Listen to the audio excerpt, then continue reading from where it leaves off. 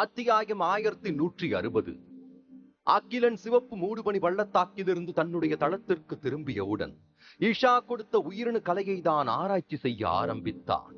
அதற்கு பெயர் சந்திரன் ஒளி சார்ந்த கலை. அதை பயன்படுத்தி தனக்கென ஒரு நிலவை உருவாக்க முடியும். அதை தொடர்ந்து அவனுக்கு கிடைத்த இன்னொரு மிகப்பெரிய வெகுமதி ஸ்பெல்லை உருவாக்கியதுதான். வியக்கத்தக்க வகையில் விஸ்கவுண்ட் வகுப்பு ஸ்பெல்லாக மாறி அதன் சொந்த ஒளி சக்திகளை கட்டவிழ்த்து காட்டியது. மேலும் இது மூன்றாவது வடிவத்தை கொண்டிருந்ததால் உயிரணு ஆயுதங்கள் பாரம்பரியமாக 2 வடிவங்கள் பெற்றிருந்தது. ஒன்று அவன் சித்தப்படுத்துவதற்கு எப்போதும் இருக்கும் கவச வடிவம். இரண்டாவது பரிமாண வளர்ச்சியின் கட்டத்தை எட்டியதிலிருந்து அகிலன் விஷயத்தில் அது ஒரு பெண் வடிவமாக மாறி இருந்ததுதான். அதனால் துப்பாக்கியை ஏந்திய ஸ்பெல் என்று அகிலன் அதற்கு பெயரும் வைத்து விட்டான்.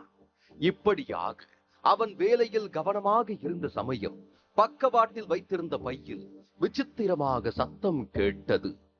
அந்த பள்ளத்தாக்குல இருந்து வரும்போது ஏதாவது உயிரினம் தெரியாம ஒட்டிக்கிட்டு வந்திருக்கா என்று சந்தேகத்துடன் அதை திறந்து பார்த்தான். அங்கே சிவப்பு நிற மூடுபனி உருண்டைக்குள் 7 மிங்குகள் தான் வெளியே வர சத்தம் எழுப்பி இருக்கிறது. அதுவும் அகிலனை கண்டதும் கண்களை திறந்து இன்னும் கூச்சலிட தொடங்கிவிட்டது. அவனும் சிரித்துக் கொண்டே, உங்க எல்லாருக்கும் ரொம்ப பசிக்குதா என்று அக்கறையாக கேட்டான். அதற்கு மிங்குகளும் லேசாக தலையசைத்தது. எனவே அகிலன் அவைகளுக்கு இனவகை இறைச்சியை ஊட்டினான்.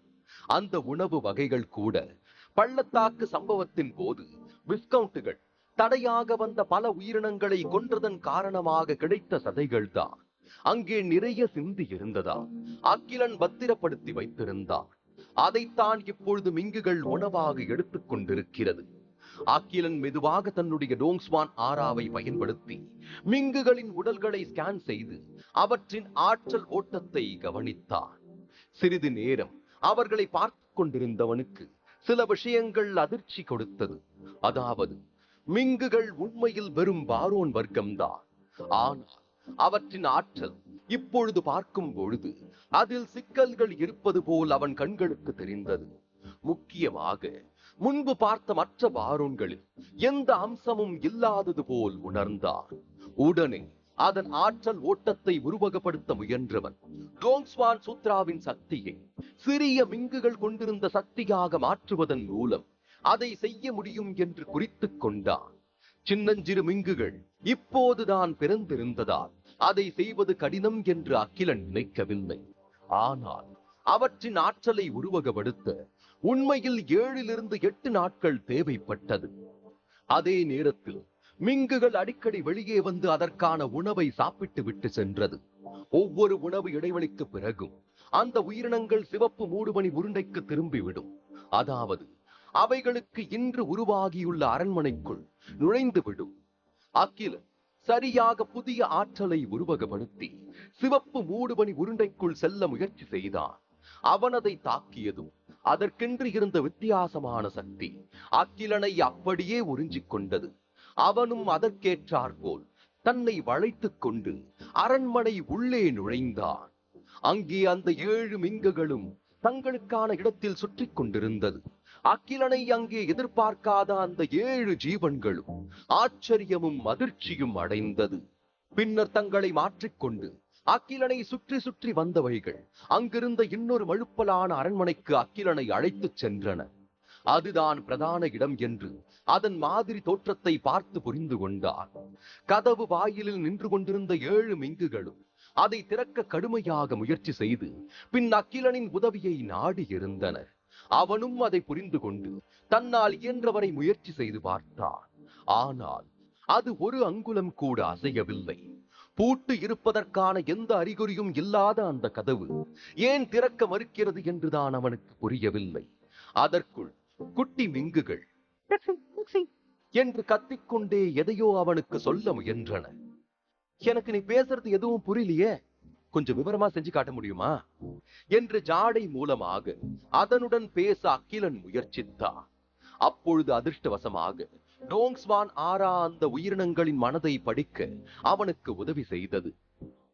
அதுபடி மிங்குகளின் சக்தியை கொண்டு அது கூற வருவதை சரியாக உருவகப்படுத்தியவன் அதுபடி கதவை திறக்கவும் முடிவு செய்தான். ஒரு அடி அகலத்தை எட்டிய போது மிங்குகளால் காத்திருக்க முடியவில்லை. அவசரமாகவும் சந்தோஷமாகவும் உள்ளே குதித்து ஓடியது. அகிலனும் அதை பின்தொடர்ந்து வந்தவன் அரண்மனையின் தோற்றத்தை பார்த்து அதிர்ச்சியாகிவிட்டார். அதற்கு காரணம் உள்ளே இருந்த பழங்கால நினைவு சின்னங்கள் தான். அங்கிருந்த விளக்குகளால் உட்புறத்தை பார்க்கும் பொழுது அந்த அரண்மனை மிகவும் அறிவியல் பூர்வமாக அவனுக்கு தோன்றியது. பல விசித்திரமான கருவிகளை கண்டவனுக்கு ஏதோ வேற்று கிரகத்திற்குள் ஆராய்ச்சி செய்ய நுழைந்தால் எப்படி இருக்குமோ அப்படித்தான் உணர்ந்தான். எல்லாவற்றிற்கும் முத்தாய்ப்பு கொடுப்பது போல் அங்கே ஒரு சிம்மாசனம் போடப்பட்டிருந்தது. அதன் மேலே 10 மீட்டர் உயரமுள்ள ஒரு இயந்திரம் அமர்த்தப்பட்டிருந்தது. அதை பார்ப்பதற்கு கூட்டணி போர் சட்டம் போல் இருப்பதாக அகிலன் நினைத்துக் கொண்டான்.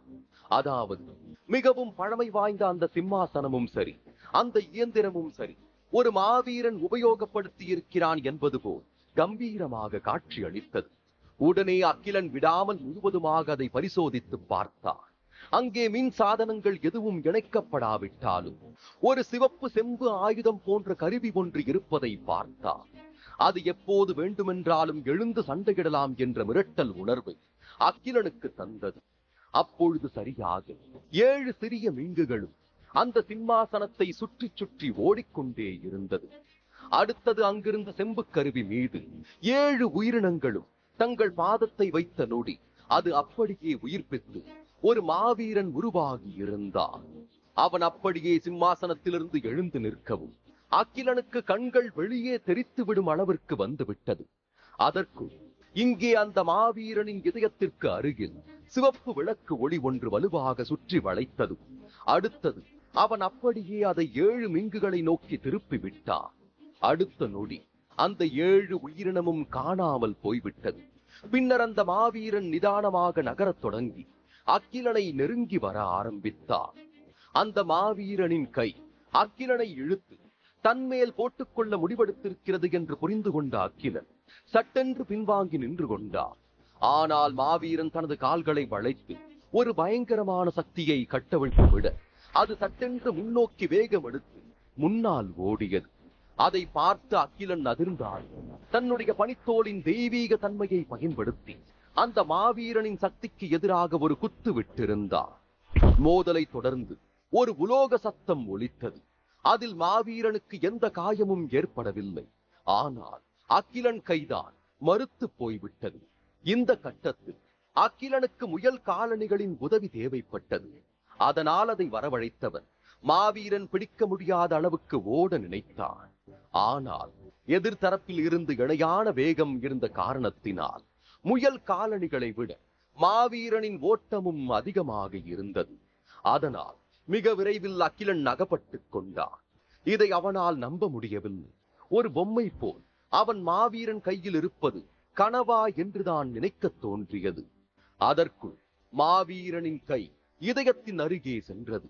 அங்குதான் சிறிய மிங்குகள் உறிஞ்சப்பட்டதை அகிலன் சிறிது நேரத்திற்கு முன் பார்த்திருந்தான். இப்பொழுது அவனுக்கும் அதே நிலைதானா என்று யோசிக்கும் பொழுதே மாவீரனின் இதயத்திலிருந்து ஒரு ஒளி படர்ந்தது. அது அப்படியே அகிலனை உள்ளே எடுத்துக் கொண்டது. சிவந்த மூடுபனி வழியாக தான் எங்கோ இழுத்து செல்லப்படுவது போல் உணர்ந்தான். ஒரு இடத்தில் அவன் மூழ்குவது போல் தோன்றினாலும் அதே நிலையில் 7 மிங்குகளும் இருப்பதை அகிலனால் உணர முடிந்தது. பின்னர் மறுபடியும் சிவப்பு மூடுபனி அவனை சுற்றி கொண்டது. விசித்திரமான செய்தி அவன் மூளைக்குள் ஊடுருவியது. அது என்னவென்றால் சின்னஞ்சிறு மிங்குகளின் எண்ணங்களை அவனால் படிக்க முடியும். அவை சிறியதாகவும் எளிமையாகவும் இருந்தாலும் சிக்கலான பல்வேறு உணர்வுகளை கொண்ட மனிதர்களைப் போல் அல்லாமல் அவர்களின் எளிமையான காரணமாக அந்த சின்ன உயிரினத்தின் உணர்ச்சிகளை எளிதில் அகிலன் கண்டுகொள்ள வாய்ப்பிருக்கிறது. அது அவன் மூளைக்குள் பதிந்த சமயம் வார்த்தைகளால் விவரிக்க முடியாத அளவுக்கு உணர்ச்சிகளின் பிடியில் சிக்கி இருந்தார். அதற்குள் மாவீரன் வித்தியாசமாக செயல்படுவது போல் அகிலனுக்கு தோன்றியது. அதாவது அவனுடன் தொடர்பு கொள்ள முயன்றதை கவனித்தவனுக்கு இன்னும் விசித்திரமாகப்பட்டது. அந்த மாவீரனின் பெயர் சிவப்பு பனி ராஜா. இதுதான் அகிலனுக்கு முதலில் கிடைக்கப்பட்ட செய்தி. அதாவது அந்த மாவீரன் அவனுக்குள் இறங்கி இதை அழுத்தமாக உணர்த்தினார். அடுத்தது அவன் மத்திய நகரத்தில் இருந்ததாகவும் போர்க்கால எந்திரம் போல் அவனை உபயோகித்துக் கொண்டதாகவும் அக்கிலன் அடுத்த செய்தியை அறிந்து கொண்டான். ஆனால் சிவப்பு பனி ராஜா என்பவன் கண்டிப்பாக மனிதன் கிடையாது. அதே சமயம் அக்கிலன் இதுவரை சந்தித்த உயிரினங்கள் போல் மின்சாரத்தில் இருந்தும் அவன் உருவாக்கப்படவில்லை. சரியாக ஜெனோஜெனிக் பொருளினால் உள்ளடக்கப்பட்டவன் என்று அக்கிலன் புரிந்து கொண்டான். இப்பொழுது அக்கிலன் மாவீரன் உடல் வழியாக உள்ளே நுழைந்திருந்தாலும் அவனுடைய அமைப்பு எப்படி இருக்கிறது என்று புரிந்து கொண்டான். அது ஒரு இயந்திரம். அதில் பொத்தான்கள் என்று எதுவும் கிடையாது. ஒரே ஒரு மூடுபனி சக்தி மட்டும்தான் இருக்கும். அதை பயன்படுத்தி மாவீரனின் மனதை உணர வேண்டும். இவ்வளவு நேரம் நடந்த ஆராய்ச்சியில் அக்கிலன் புரிந்து கொண்டது, சிவப்பு பனிராஜா என்பது ஒரு இயந்திரம். அதை கட்டுப்படுத்த விஸ்கவுண்டிற்கு அதிக சிவப்பு மூடுபனி சக்தி தேவைப்படாது. ஏனென்றால் சிவப்பு பனி ராஜா ஏற்கனவே தனது சொந்த சக்தி மூலம் அனைத்தையும் உருவாக்கி உள்ளார். அதனால் நம்ப முடியாத அளவிற்கு அனைத்தும் வலிமையை கொண்டிருக்கிறது. அதனால் ஒவ்வொரு முறையும் அதை பயன்படுத்தும் போது மட்டும் சிரத்தையாக செயல்படுத்த வேண்டும். அப்படி ஒரு விதியை தொடரும் சமயத்தில் அதற்குள் இருக்கும் ஆற்றல் சிலது நுகரப்படும். அதே சமயம் அதை நிரப்ப அதிக ஜெனோஜெனிக் பொருட்களும் செலுத்தப்பட வேண்டும். அதன் ஆற்றலின் பெரும்பகுதி ஏற்கனவே செலவழிக்கப்பட்டிருந்தால் மீதம் இருப்பதை வைத்து வேலை செய்து கொள்ள வேண்டும். இதுதான் அக்கிலன் இவ்வளவு நேரம் புரிந்து கொண்ட விஷயம். எங்கே அதற்குள் 7 மிங்குகள் மிகவும் உற்சாகமாக இருந்தன. அவைகளின் எண்ணங்கள் மூலமும் சிவப்பு மூடுபனி ராஜாவை கட்டுப்படுத்த முடியும். எல்லா விஷயங்களையும் அக்கிலனுக்கு செலுத்திவிட்டு மாவீரன் அங்கிருந்த சிம்மாசனத்திற்கு திரும்பி இருந்தார். அப்பொழுது அரண்மனையில் உள்ள உபகரணங்கள் அனைத்தும் இயங்க ஆரம்பித்தன. அதனால் எல்லா இடத்திலும் சத்தத்துடன் விளக்குகள் பிரகாசிக்க தொடங்கி சிம்மாசனம் கூட மிளிர ஆரம்பித்தது. பின்னர் அதற்கு அருகில் உள்ள பரிமாணம் முறுக்கிக் கொண்டு அனைத்தும் வேறு விதமாக செயல்பட்டது. அக்கிலன் தனக்கு ஏதாவது ஆபத்து ஏற்பட்டு விடுமோ என்று எதிர்வினை ஆற்றுவதற்குள் அந்த இடத்தில் இடைவெளி ஏற்படுவதை கவனித்தார். அதைத் தொடர்ந்து சிவப்பு மூடுபனி ராஜா வெளியேற்றப்பட்டார். அது ஒரு கிரகத்திற்கு இடமாற்றம் செய்வது போல் தோன்றியது. அந்த இடமாற்றத்தில் இருந்து மாவீரனுக்கு சிறிய மிங்குகள் அனைத்தும் மகிழ்ச்சியுடன் வழிகாட்ட அக்கிலன் அதை பார்த்து ஆச்சரியப்பட்டார்.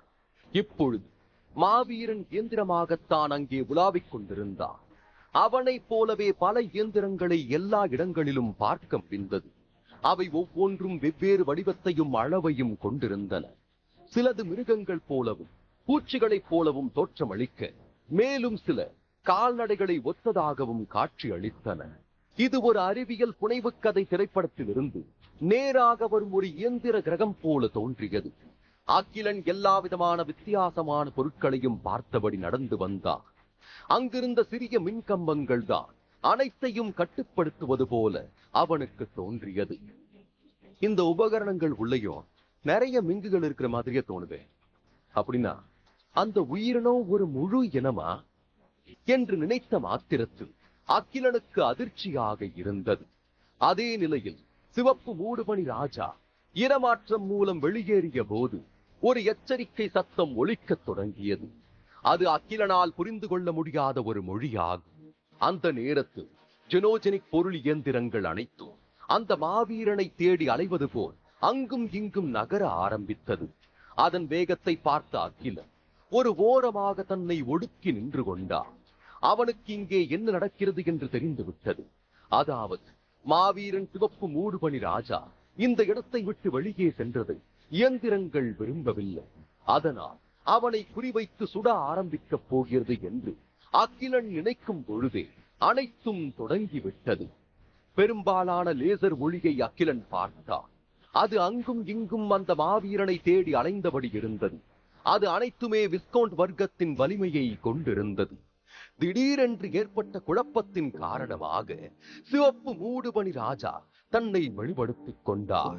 துப்பாக்கிகளிலிருந்து வெளிப்படும் லேசர்கள் போல் அங்கிருந்த இயந்திரங்கள் தன்னை குறிவைத்து தாக்கினாலும் அந்த மாவீரனுக்கு எந்த காயமும் ஏற்படவில்லை.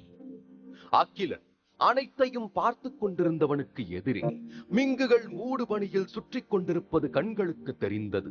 அதுவும் முன்பு போல் இல்லாமல் அதன் பிரகாசத்தை உள்வாங்கிக் கொண்டவன் தன்னுடைய ஆறா மூலம் அடுத்து வந்த உயிரினங்கள் என்ன செய்ய போகிறது என்று புரிந்து கொண்டான்.